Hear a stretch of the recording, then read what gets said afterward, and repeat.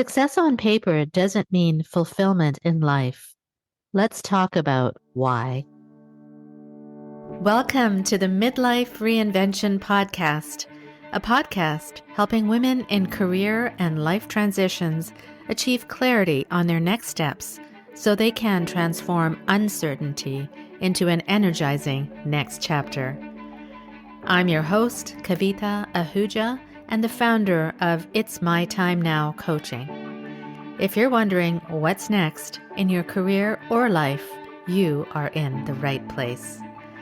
Through solo and guest episodes, you'll gain practical tips, tools, and inspiration to help you uncover blocks, gain confidence, and be, do, and have what you want.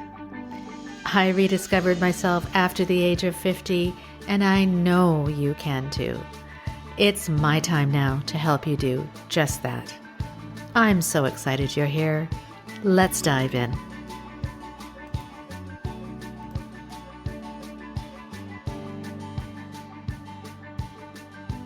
Hello, my friend, and welcome back to another mini episode of the Midlife Reinvention Podcast. I'm your host, Kavita Ahuja, founder of It's My Time Now coaching.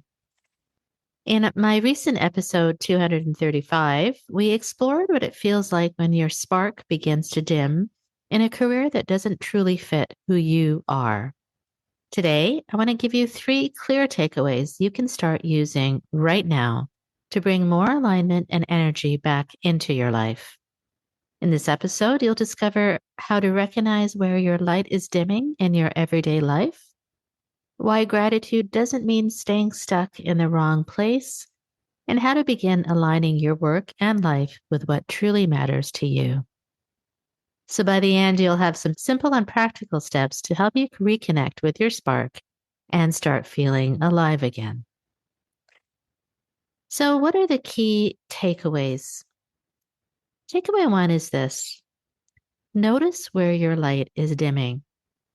So often, women that I coach tell me that they can't even pinpoint why they feel so drained.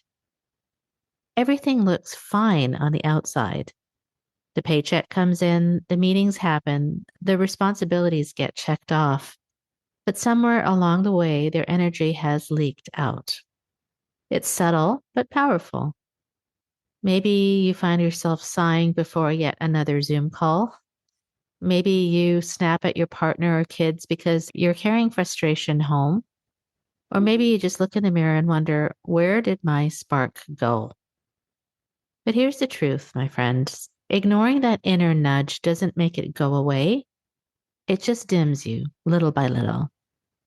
So here's one practical step you can take into this week. Keep a short daily journal.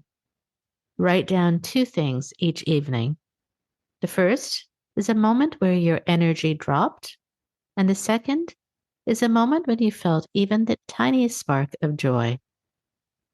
And over time, you'll see patterns. And those patterns will point you towards what drains you or your catabolic energy, and what feeds you or energizes you or your anabolic energy.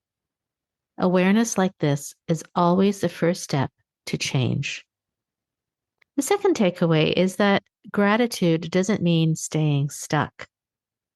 I hear this all the time. I should just be grateful. At least I have a good job. Gratitude does matter, of course, but it doesn't mean that you have to settle. I shared this analogy in the previous episode, but it's like changing or wearing shoes that don't actually fit. You can appreciate having them, but if they pinch your shoes or your toes all day, eventually you have to ask, is gratitude enough to live in this pain? This is where many women get trapped. They confuse being thankful for what they have with the belief that they can't want any more. But wanting more doesn't erase gratitude. It's your soul saying, there's more for you out there. So here's a practical step that you can take this week. Each day this week, write down 1 thing you're grateful for about your current role and 1 thing you think needs to change. So that could be, as an example, I'm really grateful for the flexibility that this job gives me while raising my kids, but I know I need to feel more creative again. The simple exercise helps you separate appreciation from acceptance. You can be grateful and ready for change. The third takeaway is this: true success is alignment. Success is not the title, the promotion, or the paycheck. If it's misaligned, those things feel hollow. True success is when you do what lines up with who you are at your core. This is what the Japanese call Ikigai, or your reason for being. And if you want more details on exactly how to find that, you can go back to episode 109 on how to find your Ikigai in career and life transitions. But for now, imagine 4 circles. The first is what you love. The second is what you're good at. The third is what the world needs. And the fourth is what can bring abundance into your life. And where those 4 circles overlap, that's your sweet spot. That's where your light shines the brightest. So, a practical step for you today is to take 15 minutes this week to reflect on those 4 circles. Write your answers down. Don't overthink it. Even noticing a few words in each area can open the doors to deeper clarity.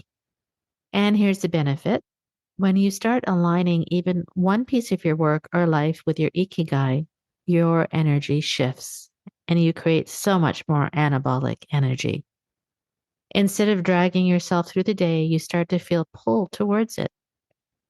You show up differently, more confidently, more hopeful, and people around you notice. So, here are the 3 takeaways for you this week. Number 1, notice where your light is dimming. Number 2, gratitude doesn't mean staying stuck. And number 3, true success is alignment. These aren't abstract ideas. They're small shifts you can begin practicing right now.